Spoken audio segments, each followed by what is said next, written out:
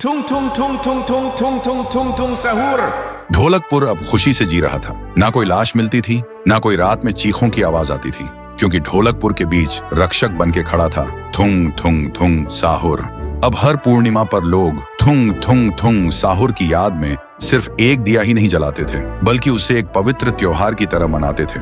लेकिन एक पूर्णिमा की रात जब ढोलकपुर रोशनी से जगमगा रहा था, सब लोग त्योहार मना रहे थे, तो दूर शांतिपुर में गुड़िया तांडव मचा रही थी।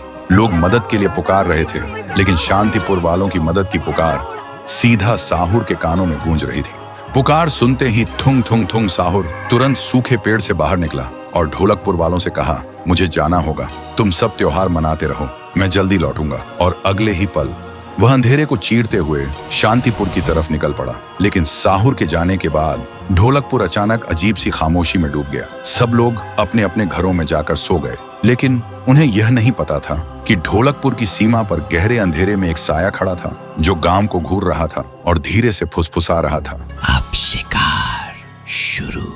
फिर सुबह ढोलकपुर के खेत के बीच लोगों की भीड़ जमा थी। जमीन पर एक लाश पड़ी थी, शरीर नीला पड़ चुका था, आंखें खुली हुई जैसे मौत को देखकर जम गई हो। तभी भीड़ के बीच से एक औरत चीखते हुए आई, मेरा बच्चा रात से गायब है। गांव वालों का डर अब दहशत में बदल चुका था। सब घुटनों के बल गिरकर रोने लगे। उधर शांतिपुर में गुड़िया को मिटाने के बाद साहुर वापस ढोलकपुर लौट आया। साहुर को लगा सब ठीक है, इसीलिए वह दोबारा सूखा पेड़ बन गया। लेकिन तभी उसके सामने वही साया आया और बोला, अब ढोलकपुर मेरा है। लेकिन साहुर को कुछ समझ आने से पहले ही उस साये ने अपने काले जादू से